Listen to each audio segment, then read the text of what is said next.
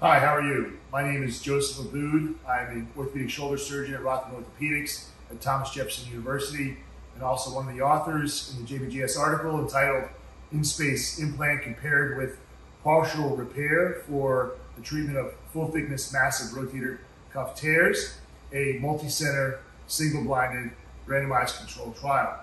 I think this is an important article for you to read about, as this is an article that compares a new technology that's being introduced and is FDA approved in the United States, the InSpace balloon, compared to partial repair, which is the gold standard for massive rotator cuff tears.